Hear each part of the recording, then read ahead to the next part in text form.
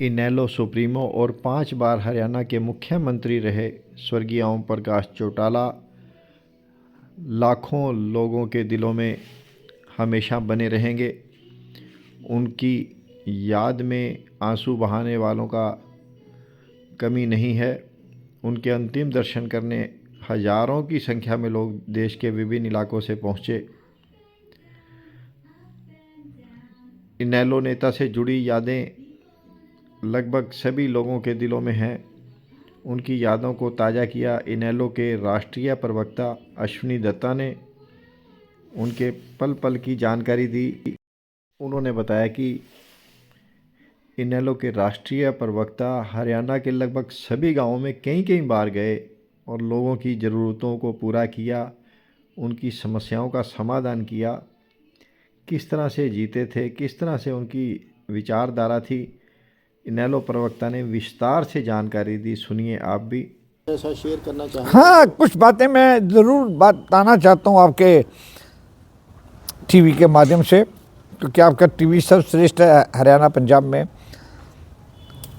यमुनानगर ज़िला 1 नवंबर 1989 को बन गया था। हमें अभी तक याद है कि जब ज़िला बना हमने बड़ी कोशिश करी। हमने साहब से कहा कि नहीं, हमें यमुनानगर ज़िला चाहिए ही चाहिए। कई इफ एंड बट्स लगे, लेकिन उन्होंने हमें इज़्ज़त दी, हमें मान दिया, हमें सत्कार दिया, हमें मोहब्बत दी और 4 ज़िले बना दिए। 1 नवंबर 89 को यमुनानगर एक सटा हुआ छोटा सा शहर था, और जहाँ आज 15 लाख 17 लाख 16 लाख की आबादी का बहुत बड़ा डिस्ट्रिक्ट हेडक्वार्टर बन गया है। और उनका बात मुझे अभी तक याद है। 21 जनवरी एक ऐसा ऐतिहासिक दिन था यमुनानगर के लिए। 21 जनवरी को मेरे पिता स्वर्गीय श्री ओपी दत्ता का देहांत कलकत्ता में हुआ था। 2 जनवरी को उनका क्रिया थी और 3 जनवरी को चौटाला साहब आए और मेरी माँ कमला दत्ता को कहा कि मुझे अश्विनी दे दो। हम भी बड़ी छोटी उम्र थे, आज से 40 साल पुरानी बात है।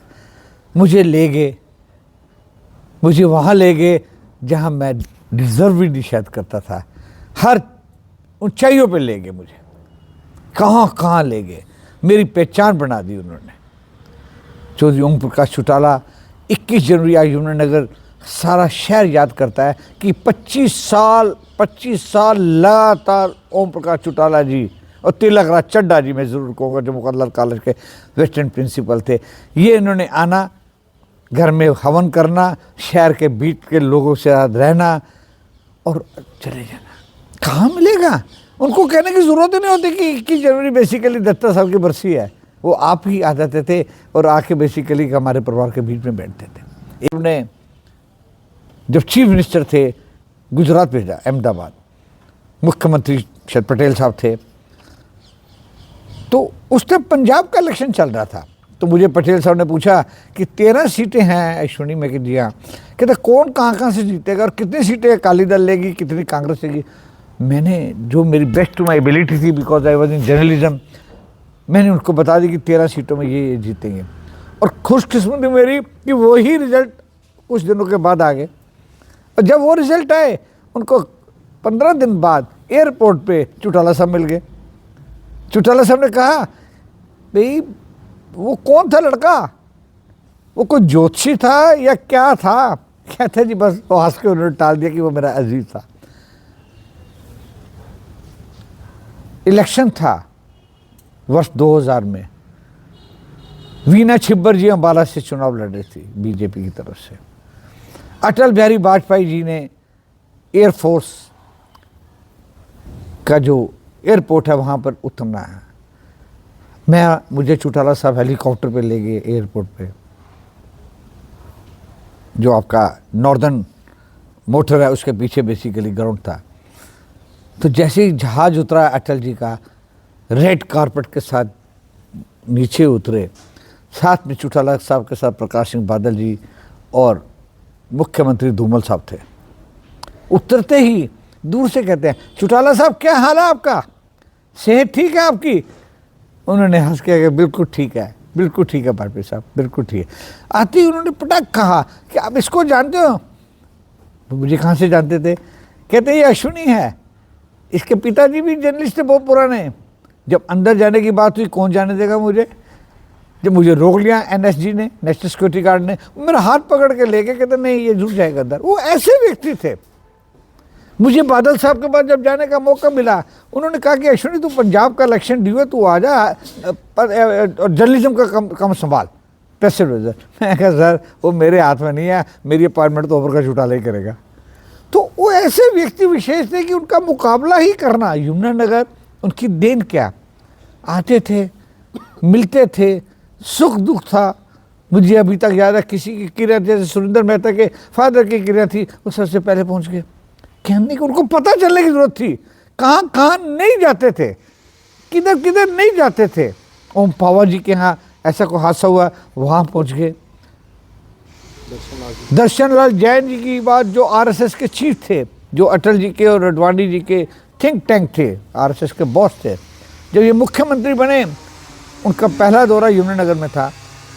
तो उन्होंने मुझे फ़ोन किया कि अश्विनी सबसे पहले मैं दर्शन लाल जैन जी के यहाँ जाऊँगा।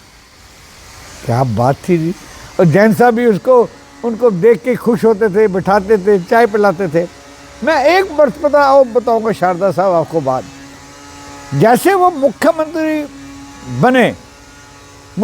बने दिल्ली से चंडीगढ़ जा रहे थे, उस दिन तेजली गांव में एक कारगिल शहीद परमवीर, क्या नाम था जी? परमिंदर जी।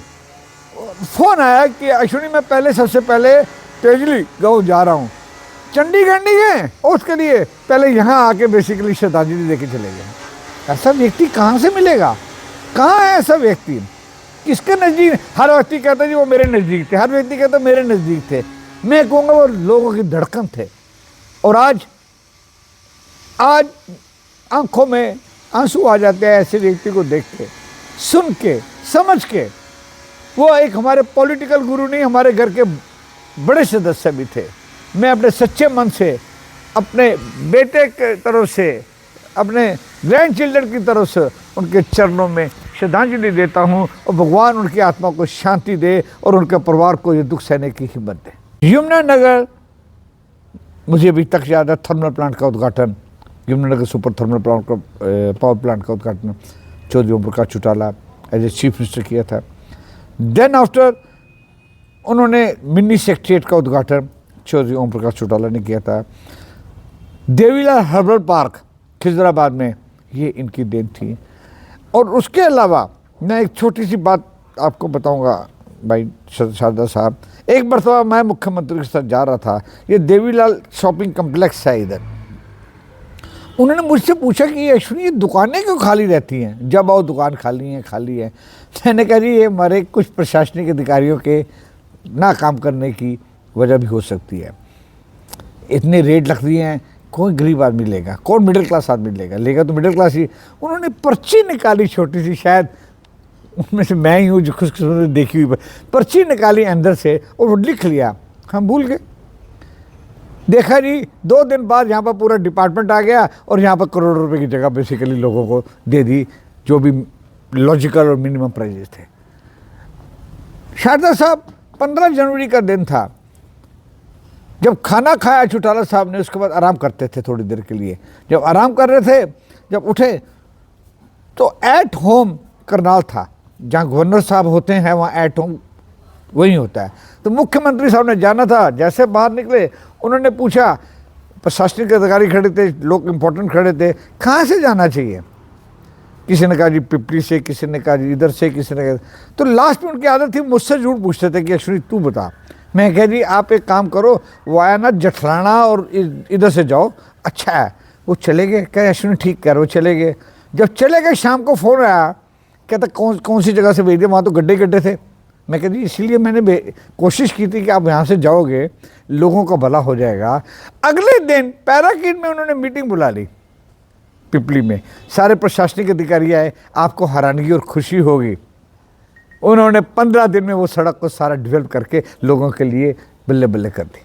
वो ऐसे व्यक्ति थे, काम करने में बिलीव करते थे और जब सड़क बन गई, मुझे अभी तक याद है कि करनाल में मैं बैठा था, दिलबाग सिंह जो पूर्व विधायक थे मेरे साथ थे, उन्होंने कहा अब तुमने वापस जाना दोनों ने, अब एक काम करो, आप इस सड़क से जाओ और मुझे बताओ कोई कमी पेशी तो नहीं रह गई है। बताओ जी, मतलब फर्स्ट हैंड इंफॉर्मेशन उनका लेना काम था कि हमने क्या किया है क्या नहीं किया है। वो एक ऐसे प्रशासनिक अधिकारी नहीं, एक ऐसे पॉलिटिकल बंदे नहीं, एक ऐसे बुद्धिजीवी थे, ऐसे एक लीडर ऑफ द मासेस थे। उनको कौन नहीं पसंद करता था, चाहे राजनीति से उठ के लोग थे सारे, किसी पार्टी के हों, सब उनकी इज्जत करते थे। वो कल कमीशन वाले दिन देख ही लिया है, कमीशन वाले दिन जो देखा है, वो मोदी साहब के पसंद दोस्त थे, वो सारे ही चाहे ऊपर से नीचे थे सबके दोस्त थे। आप उनके सर्वेंट से बात करके देखो, कहेंगे जी चौटाला साहब चौटाला साहब चौटाला, उनकी आंखों में आंसू नहीं बंद हो रहे। तो बस इससे ज़्यादा कहने का मैं पोजीशन में नहीं हूँ, लेकिन भगवान उनकी आत्मा को शांति दे। धन्यवाद। और मैं आपसे ये अपेक्षा करता हूँ कि आप जो चौटाला साहब इतनी बड़ी लेगेसी छोड़ गए हैं, उसका साथ दो, आगे बढ़ाओ। और हम आपसे श्योर करते हैं कि जैसे चौटाला साहब ने आप लोगों को, पत्रकारों को प्यार दिया है, वैसे उससे ज़्यादा प्यार हम आपको भी देंगे, इज्जत देंगे, मान देंगे। आप सुख दुख के हम हमेशा आपके साथी और सार्थक बन के आपका काम करेंगे।